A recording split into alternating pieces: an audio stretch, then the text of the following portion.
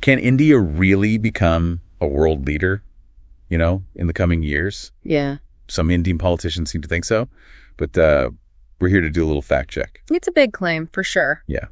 Well, let's just say there are some pretty interesting points in here. Yeah, there's definitely a lot of buzz around India's potential right now, especially in the tech world. But as with any bold prediction, you really got to look beyond the hype and dig into what's actually happening. Absolutely. That's what this deep dive is all about. Yeah. So where do we even begin? I mean, these articles paint a pretty complex picture. Well, why don't we start with just the sheer volume of STEM grads that India produces every year? Okay. I mean, it's honestly mind-boggling. Yeah. Literally millions, enough to fulfill the IT needs of both the U.S. and Europe combined. It's like one expert said, India is the NVIDIA of churning out STEM grads.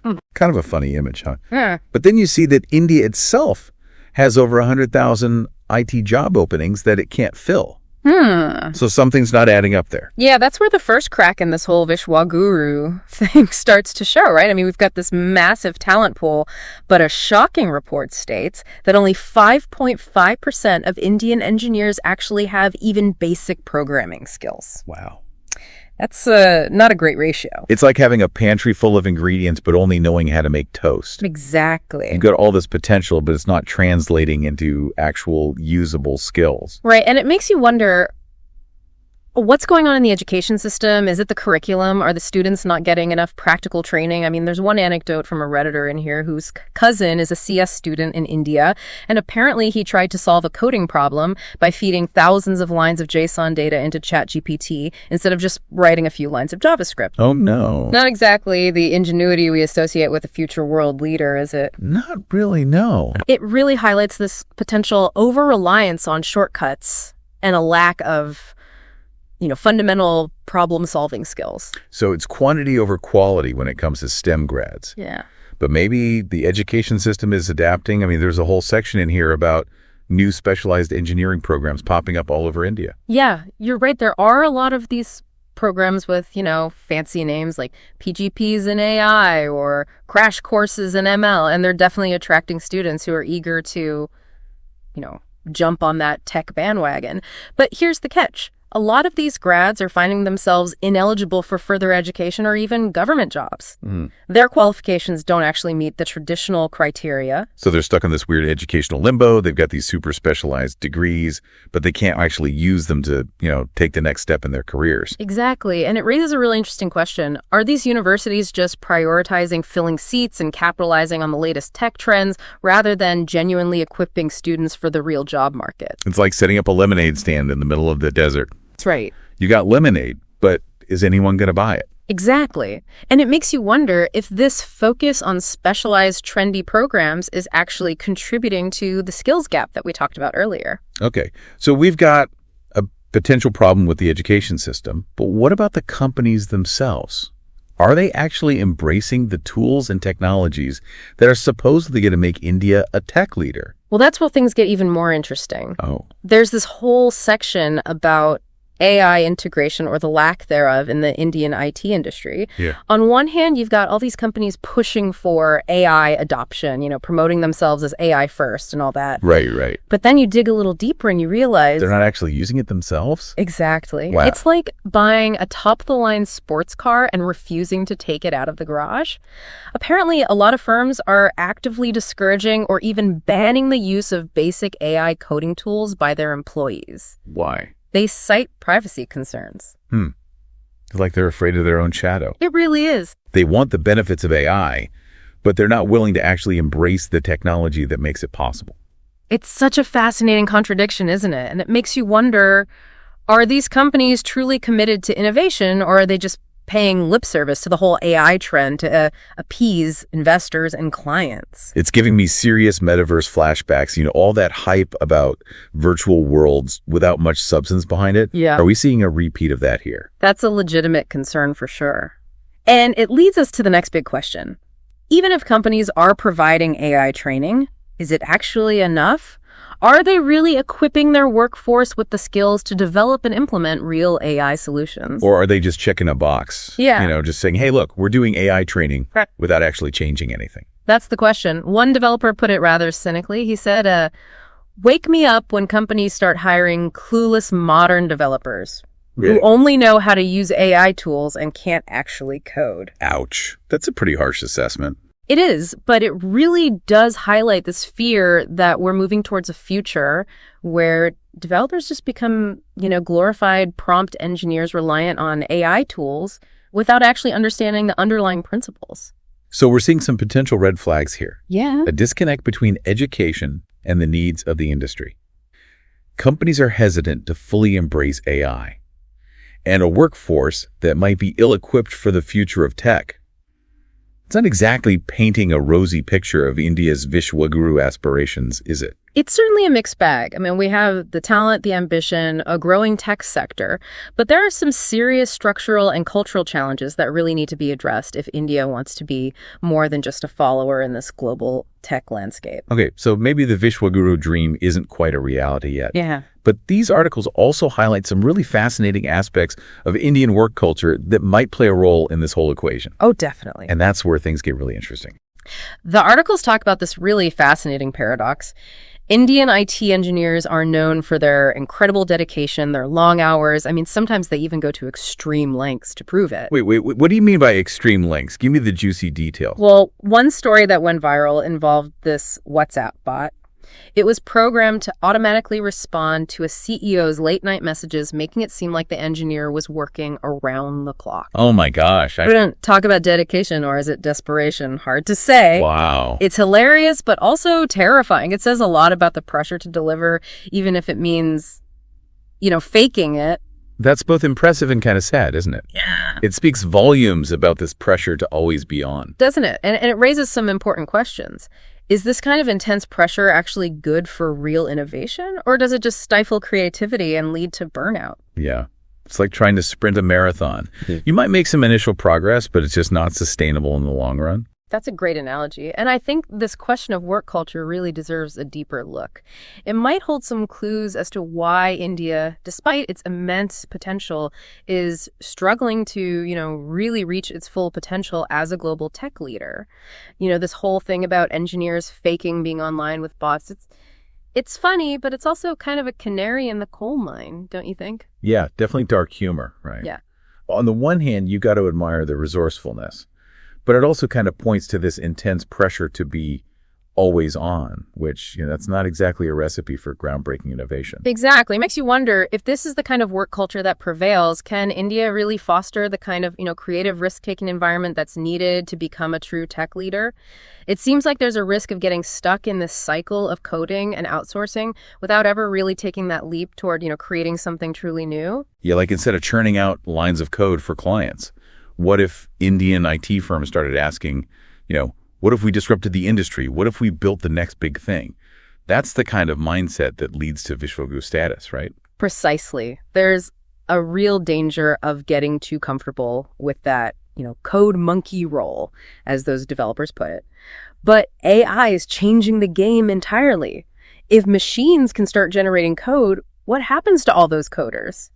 Is India preparing for a world where prompt engineering becomes the new coding? That's a big question, isn't it? I mean, we saw that some companies are starting to offer AI training, but is it deep enough? Are they really creating a generation of AI innovators? Or are they just teaching people how to use the latest tools without really understanding, the why behind them? It's like giving someone a fancy calculator, but not teaching them basic math. Sure, they can punch in numbers, but can they actually solve problems? And that's the key, isn't it? If India wants to lead in the AI age, it needs people who can not just use AI, but understand it, critique it, and push its boundaries. So it's not enough to just be AI ready. They need to be like AI brilliant. Exactly. Okay. Without that critical thinking, without that problem-solving mindset, India risks falling behind in the global AI race. They might end up just being consumers of AI technology, not creators. Okay, so let's recap for a minute. We've seen some major potential roadblocks to India's Vishwa Guru ambitions, a skills gap in the workforce. Companies are hesitant to fully embrace AI, and a work culture that might be more focused on output than actual innovation. That's not exactly painting a rosy picture. I mean, is this a case of ambition exceeding reality? It's definitely a complex picture. We've got these huge aspirations clashing with some pretty serious challenges. But these articles aren't all doom and gloom, are they? I mean, there are also some points that seem to support India's potential for tech leadership. You're absolutely right. Let's not forget, India has this enormous pool of, young, ambitious people.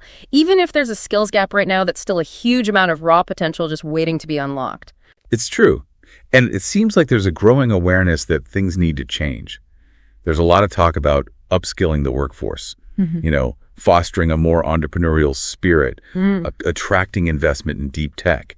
It's like they're waking up to the fact that code monkey work isn't going to cut it in the long run. I think you're spot on. It's like they're realizing they need to move beyond just being service providers and start building their own products, their own platforms, their own innovations. So less, how can I code this, and more, what can I build with this? Precisely. And don't forget the cultural element. India has this long tradition of jugaad, Oh, yeah. finding creative solutions when you have limited resources. Right. Like that saying, necessity is the mother of invention. Exactly. So you've got this inherent resourcefulness combined with a strong work ethic and a growing tech ecosystem.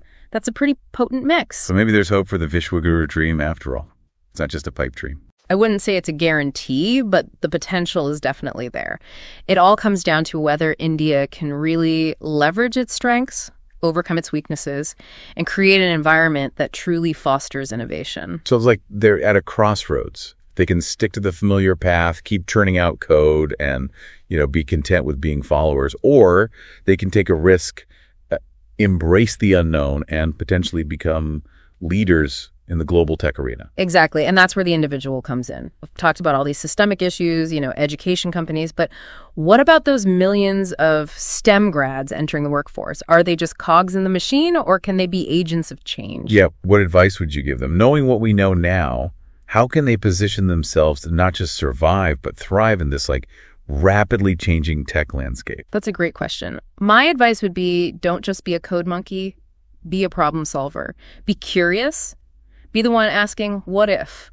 Don't settle for just implementing someone else's vision. Develop your own. So it's about taking ownership, not just waiting for instructions. Exactly. And embrace new tools like AI coding assistants, but don't let them do your thinking for you. Use them to amplify your creativity, not replace it. So be strategic with these tools, not dependent on them. Precisely. And don't be afraid to take risks. India has this burgeoning startup ecosystem, but it needs more individuals who are willing to step outside that comfort zone of those traditional IT jobs and build something new, something groundbreaking. So have that entrepreneurial spirit, that willingness to experiment and even fail. Because sometimes failure is the best teacher. Absolutely. Failure is a crucial part of the innovation process. Don't be afraid of it. Learn from it. So it's about embracing the unknown, being comfortable with uncertainty, and having the grit to keep going even when things get tough. Because building the future is not for the faint of heart. Indeed. And it requires a collective effort, not just from the top down, but from the bottom up. It requires individuals with vision, with passion, and with the courage to challenge the status quo. That's a powerful message. It's about empowering individuals to become the architects of their own future, not just passive participants in someone else's plan. But let's be realistic for a second. There are some major systemic challenges too. Can individuals really make a difference when the system itself seems stacked against them? You're right. Those systemic challenges are very real. It can be incredibly frustrating to face funding issues, bureaucratic hurdles, a risk-averse culture. Yeah, it's easy to feel powerless in the face of those kinds of obstacles. Absolutely. But here's the thing. Change doesn't happen overnight. It starts with a shift in mindset, a willingness to question, to push back, to demand better. So it's about raising your voice, speaking truth to power, and demanding that those in charge step up and support innovation. Exactly. And it's about building communities, connecting with like-minded individuals, and supporting each other's efforts. There's strength in numbers. When individuals come together with a shared vision, they can create a force for change that's hard to ignore. It's about creating that ripple effect where one small action can inspire others to do the same. Precisely. And it's about celebrating those who are already doing amazing things. India has this rich history of innovation, from ancient mathematicians to modern day tech entrepreneurs. Highlighting their stories, showcasing their achievements can inspire a new generation to follow in their footsteps. I love that. It's about creating a culture of aspiration where innovation is not just a buzzword, but a lived reality. But I can't help but wonder, is it enough? We've talked about cultural change and individual empowerment, but are there concrete steps that need to be taken at the policy level?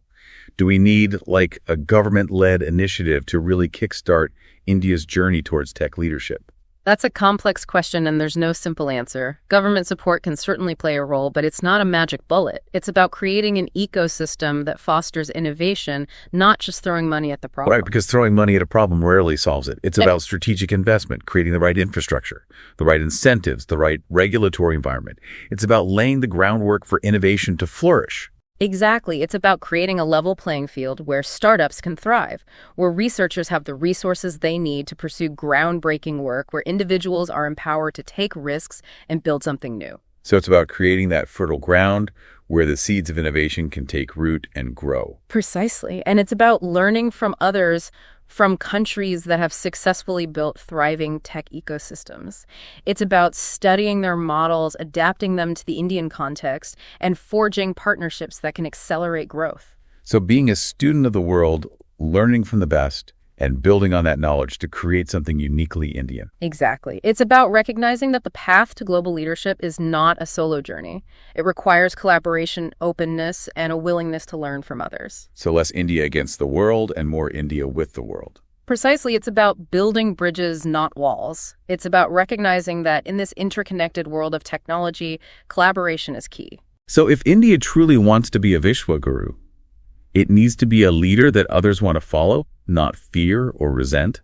A leader that inspires, that empowers, that collaborates. Exactly. It's about building a future where everyone benefits, not just a select few. That's a powerful vision. Yeah. But realistically, can India achieve this? What are the chances that they can actually overcome these challenges and truly become a global tech powerhouse? Or are we setting ourselves up for disappointment? That's where the rubber meets the road, isn't it? We've seen the potential, but we've also seen the roadblocks. The question is, does India have the will, the determination, the grit to push through those obstacles and emerge as a true leader? That is the question. And unfortunately, that's all the time we have for part 2 of our deep dive. Join us for part 3, where we'll finally try to answer that question. Can India truly rise to the challenge and fulfill its ambition of becoming a Vishwa Guru? Don't miss it. All right, so we're back for the final part of our deep dive into India's tech scene and its quest to become a Vishwa Guru. We've seen the potential, the hurdles, the cultural quirks now for the million-dollar question. Can they pull it off? Well, if I had a crystal ball, I'd be on a beach somewhere, not analyzing articles. Yeah, that's fair. But we do have all this info from Analytics India magazine. Surely we can at least make an educated guess. Of course, we're not fortune tellers, but we can look at the trends, the strengths, the weaknesses, and see what the data tells us. Okay, so let's play devil's advocate for a bit. Let's start with the arguments against India becoming a tech Vishwa Guru. What are the biggest roadblocks they need to overcome? I think one of the most glaring issues we've talked about is this lack of focus on, foundational innovation. Indian IT has this proven track record of applying existing tech, doing great work for clients worldwide. But they haven't really produced any game-changing products or platforms of their own. It's like they're always playing catch-up, not setting the pace. Yeah, it's like being a fantastic cover band, but never writing your own hit song. Yeah. You're good, but not leading the charge. And if I remember correctly, the investment climate doesn't exactly encourage taking big swings, does it? Exactly. There's this risk-averse mentality among a lot of Indian VCs. They tend to favor, those proven business models, those quick returns, those safe bets. They're not as keen on funding that long-term high-risk research that could lead to those truly disruptive innovations. So playing it safe, sticking to what they know, not exactly how you become a world leader, right? Yeah. What about the skills gap we discussed? All those STEM grads, but only a small percentage with actual coding chops. Right, huge concern. Points to a disconnect between what's being taught in universities and what's actually needed out there in the industry. A lot of graduates are coming out without those practical skills or that problem-solving mindset that's so crucial, to thrive in this fast-paced world of tech. Yeah, so they're getting the recipe, but not the actual cooking experience. No wonder there's frustration on both sides. Employers can't find the talent they need, and grads are left feeling lost and underprepared. Exactly. It's a vicious cycle that needs to be broken. And then there's that persistent work culture conundrum, that intense pressure to deliver the long hours, the always-on mentality. I mean, we laughed at the WhatsApp bot story, but it highlights a real issue. Absolutely, burnout is the enemy of innovation. So yeah, there are definitely some serious challenges facing India if they want to achieve this Vishwa Guru status, but let's not get too gloomy here. There are also some really strong arguments in their favor. Okay, let's switch gears then. Let's put on our optimistic hats for a minute. What's working in India's favor? What makes you think they could actually pull this off? Well, first and foremost, that massive talent pool we keep talking about. Yeah. Even with the skills gap, India still has this immense reserve of, young, driven individuals who are eager to learn and succeed. Right. It's like a gold mine of potential just waiting to be tapped. Exactly. And there's a growing awareness of the need for change. We're seeing more and more initiatives focused on upskilling the workforce, promoting entrepreneurship, attracting investment in deep tech. It's like they're realizing that business as usual won't get them to the top. So they're waking up to the fact that they need to level up, become innovators, not just implementers. Exactly. And there's also a distinct cultural advantage. India has this long tradition of jugaad, finding clever solutions even when you have limited resources. Right. It's that classic make, do, and mend attitude, right? Exactly. Turning lemons into lemonade, as they say. Combine that with their strong work ethic and a rapidly growing tech ecosystem, and you've got a recipe for something special. So it sounds like the ingredients are all there. But the big question remains, can India put it all together? Can they leverage those strengths, overcome those weaknesses, and create something truly extraordinary? That's the unknown factor, right? The potential is there, but potential alone isn't enough. It's about making the right choices, cultivating the right environment, and really nurturing that spark of innovation. Yeah, no easy answers, huh? Yeah. It's like we've reached the climax of a movie, but the screen has gone dark right before the final scene. I know it's frustrating, but that's the nature of the future. Full of possibilities, both good and bad. I guess that's what makes it so exciting, right? We've explored the data, the trends, the arguments for and against. But ultimately, whether India becomes a Vishwa Guru or not is still an open question. And that's the beauty of it, isn't it? We've given you the information, the insights, the different perspectives. Now it's up to you to decide what you think. To draw your own conclusions, to keep questioning, to keep exploring. Exactly. This deep dive wasn't just about India. It was about encouraging you to think critically about the future of technology, about the choices we all face, regardless of where we live or work. Wow, you just brought it full circle. So it's not just about India's ambition. It's about all of us figuring out how to navigate this rapidly changing world, how to harness the power of technology for good. Precisely. And that's a future worth thinking about, worth working towards. Absolutely. And on that note, we'll leave you with this final thought. What role will you play in shaping the future of technology? Will you be a passive observer or an active participant? The choice is yours. Choose wisely. And that's a wrap on our deep dive into India as Vishwa Guru. Thanks for joining us on this thought-provoking journey. Until next time, keep learning, keep questioning, and keep pushing those boundaries.